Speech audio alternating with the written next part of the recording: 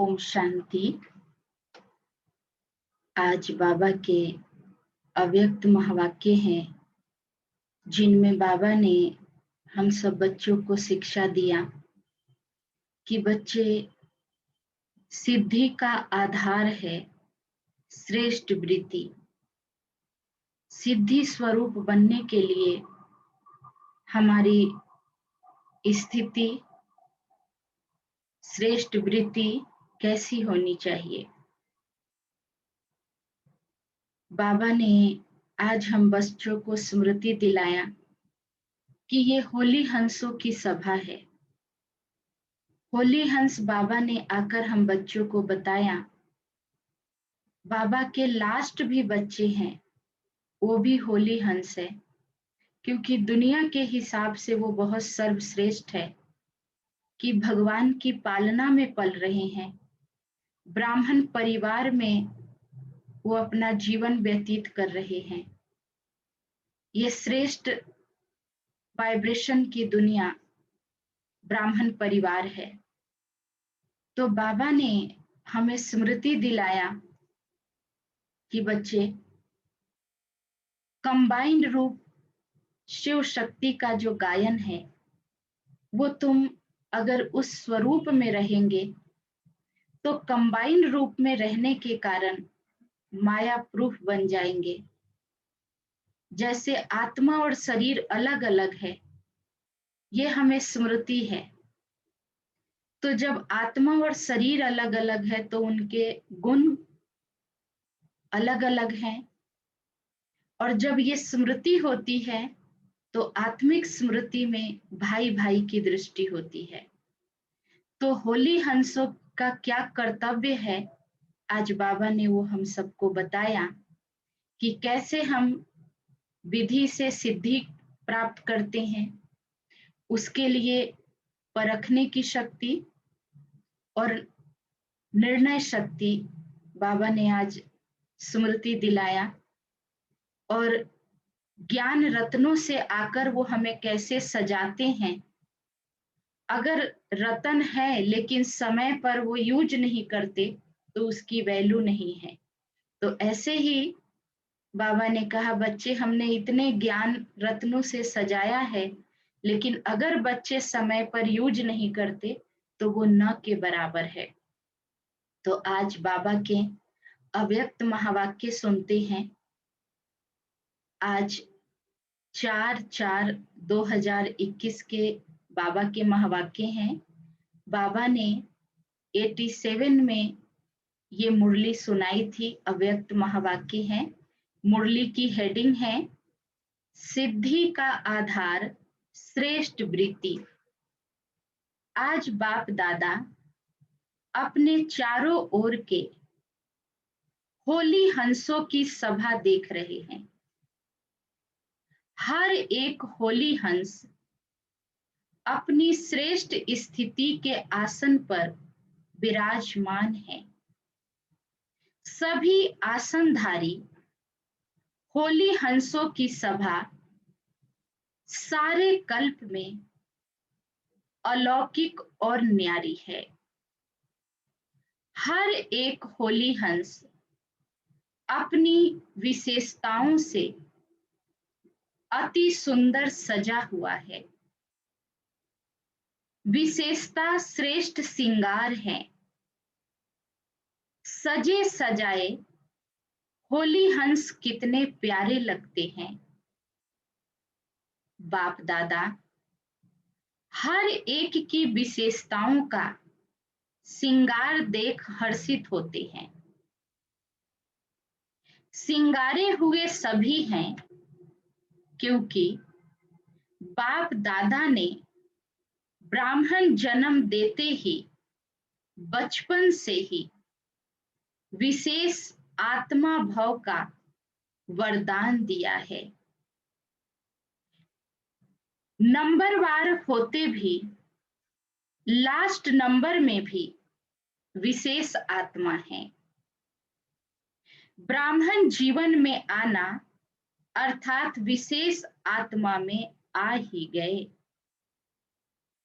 ब्राह्मण जीवन में चाहे लास्ट नंबर हो लेकिन विश्व की अनेक आत्माओं के अंदर में वो भी विशेष आ जाते हैं ना। इसीलिए कोटों में कोई में कोई गाए हुए हैं। तो ब्राह्मणों की सभा अर्थात विशेष आत्माओं की सभा। आज बाप दादा देख रहे थे कि विशेषताओं का श्रृंगार बाप ने सभी को समान एक जैसा ही कराया है ना। लेकिन कोई उस श्रृंगार को धारण कर समय प्रमाण कार्य में लगाते हैं और कोई या तो धारणा कर नहीं सकते या कोई समय प्रमाण कार्य में नहीं लगा सकते। ये दो प्रकार के बच्चे देखे। जैसे आजकल की रॉयल फैमिली वाले समय प्रमाण श्रृंगार करते हैं तो कितना अच्छा लगता है ना। कब कौन सा ड्रेस पहनना है, कहाँ कैसे बोलना है, क्या पहनकर जाना है, समय प्रमाण वैसा श्रृंगार भी करते हैं। इसको कहा जाता है नॉलेजफुल। आजकल श्रृंगार के अलग अलग सेट रखते हैं। इस कपड़े पे ये वाले सेट पहनेंगे। तो बाप दादा अनेक विशेषताओं के, अनेक श्रेष्ठ गुणों के कितने वैरायटी सेट दिए हुए हैं। कैसी दिनचर्या बनाकर बाप दादा ने हम बच्चों को दिया है कि सोकर उठने से और सोने तक कहाँ कब क्या सोचना, क्या बोलना, क्या देखना, क्या सुनना। चाहे कितना भी अमूल्य श्रृंगार हो, लेकिन समय प्रमाण अगर नहीं किया तो क्या लगेगा। ऐसे विशेषताओं के, गुणों के, शक्तियों के, ज्ञान रत्नों के अनेक श्रृंगार बाप ने सभी को दिए हैं। क्या क्या बाबा ने बताया।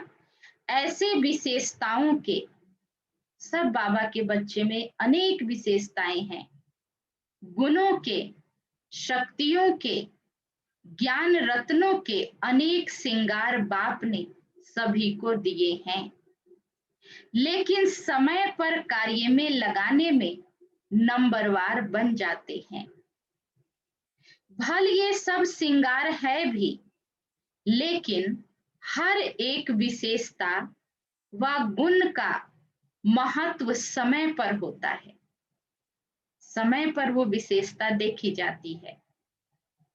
होते हुए भी समय पर कार्य में नहीं लगाते तो अमूल्य होते हुए भी उसका कोई मूल्य नहीं है, क्योंकि समय पर हमने उस विशेषता को उस कार्य में नहीं लगाया। जिस समय जो विशेषता धारण करने का कार्य है उसी विशेषता का ही मूल्य है ना। जैसे हंस, कंकर और रतन दोनों को परख अलग अलग कर धारणा करता है। कंकर को छोड़ देता है, बाकी रतन मोती धारण करता है। ऐसे होली हंस अर्थात समय प्रमाण विशेषता व गुण को परख कर वही समय पर यूज करो, इसको कहते हैं परखने की शक्ति। बाबा ने क्या कहा। विशेषता या गुण को परख कर वही समय पर यूज करो, इसको कहते हैं परखने की शक्ति, निर्णय करने की शक्ति। शक्ति वाला होली हंस। तो परखना और निर्णय करना, यही दोनों शक्तियां नंबर आगे ले जाती हैं। परखने की शक्ति और निर्णय करने की शक्ति वाली नंबर 1 ले जाते हैं। जब ये दोनों शक्तियां धारण हो जाती है, तब समय प्रमाण उसी विशेषता से कार्य ले सकते हो। तो हर एक होली हंस अपनी इन दोनों शक्तियों को धारण करो। दोनों शक्तियां समय पर धोखा तो नहीं देती हैं। समय बीत जाने के बाद अगर परख भी लिया, निर्णय कर भी लिया, लेकिन समय तो बीत गया ना। जो नंबर 1 होली हंस है, उनकी ये दोनों शक्तियां सदा समय प्रमाण कार्य करती है। बाबा ने कहा जो होली हंस है, उनकी ये दोनों शक्तियां समय प्रमाण कार्य करती है। अगर समय के बाद ये शक्तियां कार्य करती तो सेकंड नंबर में आ जाती है। थर्ड नंबर की तो बात ही छोड़ दो। और समय पर वही हंस कार्य कर सकता है जिनकी सदा बुद्धि होली पवित्र है। बाबा ने क्या कहा? समय पर वो शक्तियां उनकी ही कार्य कर सकती है जिनकी बुद्धि होली अर्थात पवित्र है। पवित्रता की शक्ति से ही सर्व गुण सर्व शक्तियां हमारे अंदर आती है। इसीलिए बाबा ने पहले ही आते ही टाइटल दिया होली हंसों की सभा। होली का अर्थ सुनाया है ना, एक होली अर्थात पवित्र, और हिंदी में होली अर्थात बीती सो बीती। तो जिनकी बुद्धि होली अर्थात स्वच्छ है और सदा ही जो सेकंड जो परिस्थिति बीत गई वो होली अर्थात बीती सो बीती, ये अभ्यास है। यही बुद्धि वाले सदा होली अर्थात रूहानी रंग में रंगे हुए रहते हैं। सदा ही बाप के संग के रंग में रंगे हुए हैं। तो एक ही होली शब्द 3 रूप से यूज होता है, जिनमें ये तीनों ही कार्य की विशेषता है। अर्थात जिन हंसों को ये विधि आती है, वे हर समय सिद्धि को प्राप्त करते हैं। बाबा ने कहा वे हर समय सिद्धि को प्राप्त करते हैं। कौन से? जिन होली हंसों में ये विधि है। तो आज बाप दादा होली हंसों की सभा में सभी होली हंसों की ये विशेषता देख रहे हैं। चाहे स्थूल कार्य अथवा रूहानी कार्य हो, लेकिन दोनों में सफलता का आधार परखने और निर्णय करने की शक्ति है। किसी के भी संपर्क में आते हो, जब तक उनके भाव और भावना को परख नहीं सकते और परखने के बाद यथार्थ निर्णय नहीं ले पाते हो, तो दोनों कार्य में सफलता प्राप्त नहीं होती। बाबा ने कहा जब तक उनके भाव और भावना को परख नहीं लेते, तब तक सफलता प्राप्त नहीं हो सकती। चाहे व्यक्ति हो या परिस्थिति हो, क्योंकि व्यक्ति के संबंध में भी आना पड़ता है ना, और परिस्थिति को भी पार करना पड़ता है। दोनों है। जीवन में ये दोनों बातें आती है।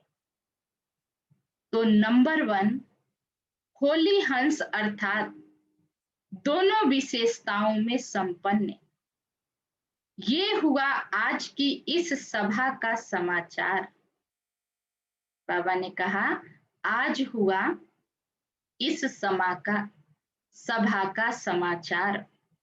ये सभा अर्थात सिर्फ सामने बैठे हुए नहीं है। बाबा की मुरली सिर्फ सामने बैठे हुए बच्चों के लिए नहीं होता, सारे विश्व के लिए होता है, जहां भी बाबा के बच्चे हैं। बाप दादा के सामने तो आपके साथ साथ चारों ओर के बच्चे भी इमर्ज होते हैं। बेहद के परिवार के बीच बाप दादा मिलन मनाते व रूह रिहान करते हैं। सभी ब्राह्मण आत्माएं अपने याद की शक्ति से स्वयं भी मधुबन में हाजिर होते हैं ना। और बाप दादा ये विशेष बात देख रहे हैं कि हर एक बच्चों के विधि की लाइन और सिद्धि की लाइन, दोनों रेखाएं कितना स्पष्ट हैं। आदि से अब तक विधि कैसी रही और विधि के फल स्वरूप सिद्धि कितनी प्राप्त की। दोनों रेखाएं कितनी स्पष्ट हैं और कितनी लंबी, अर्थात विधि और सिद्धि का खाता कितना यथार्थ रूप से जमा है। ये बाबा ने आज हम सब बच्चों को देखा। विधि का आधार है श्रेष्ठ वृत्ति। अगर श्रेष्ठ वृत्ति है तो यथार्थ विधि भी है, और यथार्थ विधि है तो सिद्धि श्रेष्ठ है ही। बाबा ने क्या कहा? विधि का आधार है श्रेष्ठ वृत्ति। अगर श्रेष्ठ वृत्ति है तो यथार्थ विधि भी है, और यथार्थ विधि है तो सिद्धि श्रेष्ठ है ही। तो विधि और सिद्धि का बीच वृत्ति है। श्रेष्ठ वृत्ति सदा भाई भाई की आत्मिक वृत्ति हो, ये तो मुख्य बात है ही। लेकिन साथ साथ संपर्क में आते हर आत्मा के प्रति कल्याण की, स्नेह की, सहयोग की, निस्वार्थ पने की निर्विकल्प वृत्ति हो।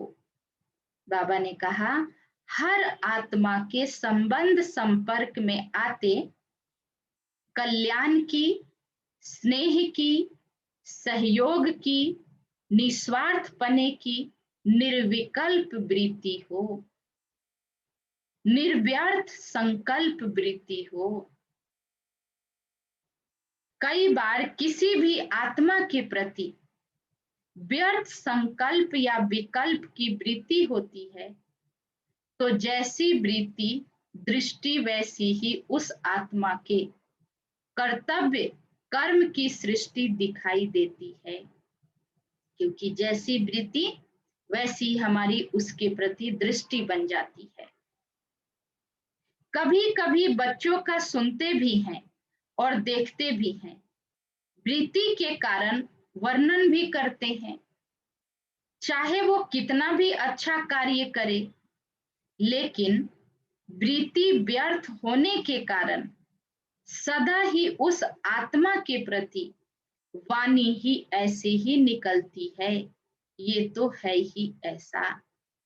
हमारा खुद ही चित्त साफ नहीं है तो वो कोई भी कार्य करेगा तो हमारे मन में उसके लिए व्यर्थ ही भावना रहेगी। बाबा ने कहा ये चेंज करना है। कहते हैं ये होता ही ऐसे है। ये वृत्ति उनके कर्म रूपी सृष्टि वैसा ही अनुभव कराती है। बाबा ने कहा अगर हमारा खुद का चित्त ठीक नहीं है, वृत्ति ठीक नहीं है, तो वृत्ति उनके कर्म रूपी सृष्टि वैसा ही होगा।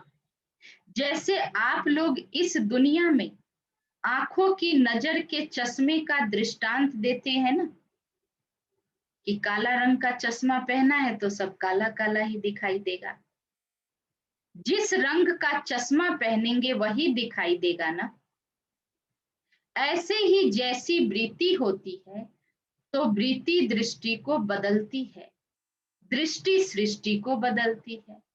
बाबा ने कहा वृत्ति दृष्टि को बदलती है और दृष्टि सृष्टि को बदलती है। अगर वृत्ति का बीज सदा ही श्रेष्ठ है तो विधि और सिद्धि सफलता पूर्वक है। तो पहले वृत्ति के फाउंडेशन को चेक करो, उनको श्रेष्ठ वृत्ति कहा जाता है। अगर किसी संबंध संपर्क में श्रेष्ठ वृत्ति के बजाय मिक्स है तो भल कितनी भी विधि अपनाओ लेकिन सिद्धि नहीं होगी, क्योंकि बीज है वृत्ति और वृक्ष है विधि, फल है सिद्धि। बाबा ने क्या क्लियर किया? क्योंकि बीज है वृत्ति, वृक्ष है विधि और फल है सिद्धि।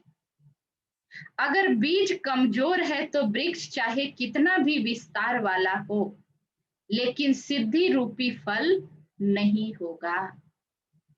वृत्ति, इसी वृत्ति और विधि के ऊपर बाप दादा बच्चों के प्रति एक विशेष रूह रिहान कर रहे हैं। स्व उन्नति के प्रति, सेवा की सफलता के प्रति एक रमणीक स्लोगन रूह रिहान में बता रहे थे। आप सभी ये स्लोगन एक दो में कहते भी हो। हर कार्य में पहले आप। ये स्लोगन याद है ना? कौन सा? पहले आप। एक है पहले आप, दूसरा है पहले मैं। दोनों स्लोगन पहले आप और पहले मैं दोनों आवश्यकता है, लेकिन बाप दादा रूह रिहान करते मुस्कुरा रहे थे।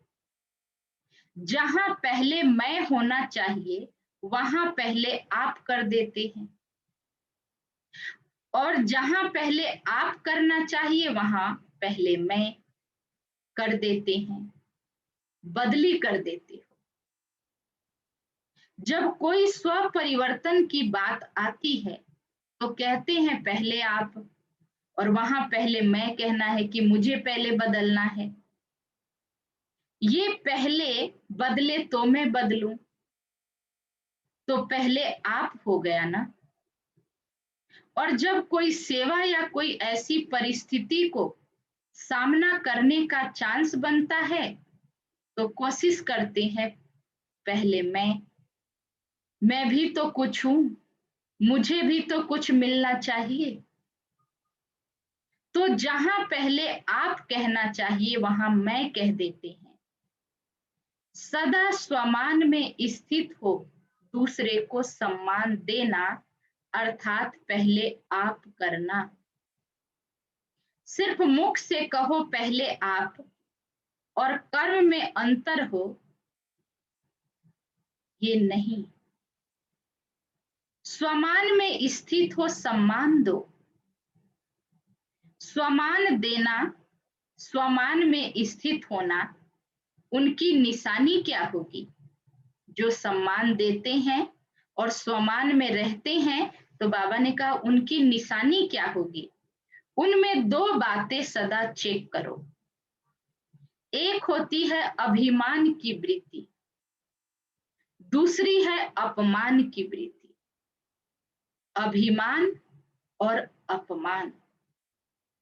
तो जो स्वमान में स्थित होता है और दूसरे को सम्मान देने वाला दाता होता है, उसमें ये दोनों वृत्ति नहीं होगी, न अभिमान की न अपमान की।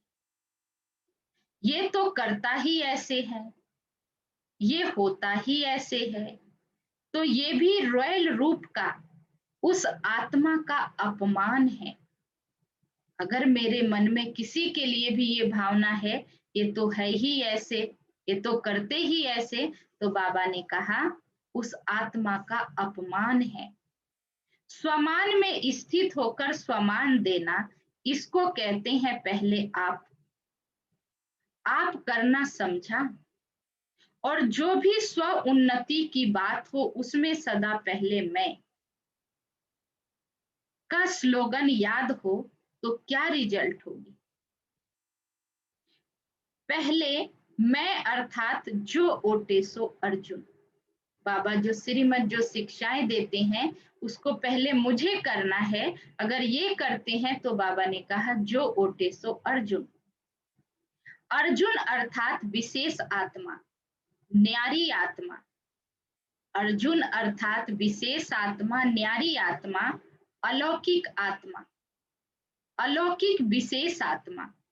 जैसे ब्रह्मा बाप सदा पहले मैं के स्लोगन से जो ओटे सो अर्जुन बना ना, पहले ब्रह्मा बाबा ने सब कुछ करके दिखाया ना, अर्थात नंबर 1 आत्मा, नंबर 1 का सुनाया, नंबर 1 डिवीजन।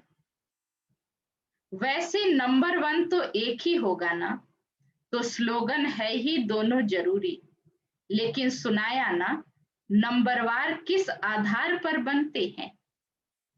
जो समय प्रमाण कोई भी विशेषता को कार्य में नहीं लगाते हैं तो नंबरवार आगे पीछे तो हो जाते हैं ना।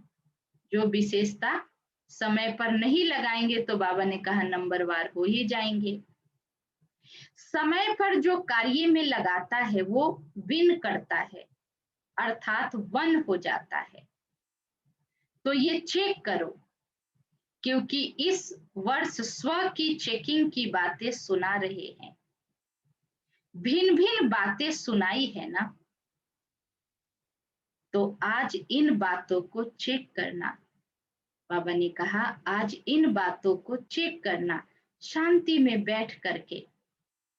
आपके बजाय मैं के बजाय आप तो नहीं कर देते हो। इसको कहते हैं यथार्थ विधि। जहां यथार्थ विधि है वहां सिद्धि है ही। और इस वृत्ति की विधि सुनाई ना, 2 बातों की चेकिंग करना, ना अभिमान की वृत्ति हो ना अपमान की हो। जहां ये दोनों की अप्राप्ति है वहां ही स्वमान की प्राप्ति है। बाबा ने कहा ना अभिमान की वृत्ति हो ना अपमान की हो। जहां ये दोनों की अप्राप्ति है वहां ही स्वमान की प्राप्ति है। आप कहो ना कहो, सोचो ना सोचो, लेकिन व्यक्ति प्रकृति दोनों ही सदा स्वयं ही स्वमान देते रहेंगे। हम सोचे ना सोचे, लेकिन व्यक्ति और प्रकृति सदा ही स्वमान देते रहेंगे। संकल्प मात्र भी स्वमान के प्राप्ति की इच्छा से स्वमान नहीं मिलेगा। अगर संकल्प में भी होगा मुझे कोई मान दे, तो बाबा ने कहा स्वमान में नहीं है। निर्माण बनना अर्थात पहले आप कहना, निर्माण बनना अर्थात पहले आप कहना। निर्माण स्थिति स्वयं ही स्वमान दिलाएगी। अगर निर्माण स्थिति है तो बाबा ने कहा स्वयं ही स्वमान दिलाएगी। स्वमान की परिस्थिति में पहले आप कहना अर्थात बाप समान बनना। जैसे ब्रह्मा बाप ने सदा ही स्वमान देने में पहले जगदम्बा, पहले सरस्वती माँ, पीछे ब्रह्मा बाप रहा। ब्रह्मा माता होते हुए भी स्वमान देने के लिए अर्थात जगदम्बा माँ को आगे रखा ना। हर कार्य में बच्चों को आगे रखना और पुरुषार्थ की स्थिति में सदा स्वयं को, बाबा ने कहा पुरुषार्थ की स्थिति में सदा स्वयं को क्या करना है? पहले मैं, मुझे पहले करके दिखाना है। इंजन के रूप में देखा, इंजन आगे होता है ना। सदा ये साकार जीवन में देखा कि जो भी करूंगा मुझे देख सभी करेंगे। ब्रह्मा बाबा को सदा ये रहता था जो कर्म मैं करूंगा मुझे देख और करेंगे। तो विधि में, स्व उन्नति में, तीव्र पुरुषार्थ की लाइन में सदा पहले मैं रखा। तो आज विधि और सिद्धि की रेखाएं चेक कर रहे थे। समझा? तो बदली नहीं कर देना। ये बदली करना माना भाग्य को बदली करना। अगर मैं के बजाय मुझे पहले परिवर्तन होना है, वहां दूसरे को अगर देखने लगेंगे ये चेंज हो तो मैं हूं, तो बाबा ने कहा भाग में बदली हो जाएगी। सदा होली हंस बन निर्णय शक्ति, परखने की शक्ति को समय पर कार्य में लगाने वाले विशाल बुद्धि बनो और सदा वृत्ति रूपी बीज को श्रेष्ठ बनाओ। बाबा ने कहा सदा वृत्ति रूपी बीज को श्रेष्ठ बनाओ। विधि और सिद्धि सदा श्रेष्ठ अनुभव करते चलो। अच्छा, पहले भी सुनाया था बाप दादा का बच्चों से स्नेह है, भगवान का हम बच्चों से अति स्नेह है। स्नेह की निशानी क्या होती है? स्नेह वाला स्नेही की कमी को देख नहीं सकता। जिससे प्यार होता है तो बाबा ने कहा उसकी कमी को देख नहीं सकते। तो भगवान को हम बच्चों से अति प्यार है, इसीलिए बाबा हमारी कोई भी कमजोरी को देख नहीं सकता। सदा स्वयं को और स्नेही आत्मा को संपन्न समान देखना चाहता है, समझा? तो बार बार अटेंशन खिंचवाते, चेकिंग कराते, यही संपन्न बनाने का सच्चा स्नेह है कि बच्चों की हर कमी कमजोरी को बाबा अटेंशन दिलाते हैं। अच्छा, अभी सब तरफ से पुराने बच्चे मेजॉरिटी हैं। पुराना किसको कहते हैं? अर्थ जानते हो ना? बाप दादा पुराने बच्चों को कहते हैं। सब बातों में पक्के हो, जो ज्ञान में बहुत समय से चल रहे हैं। तो बाबा ने कहा ज्ञान, योग, धारणा, सेवा सब में पक्के हो। पुराना अर्थात पक्के। अनुभव भी पक्का बनता है ना, ज्ञान में चलते चलते अनुभवी बनते हैं। ऐसा कच्चा नहीं जो जरा सी माया बिल्ली आए और घबरा जाए।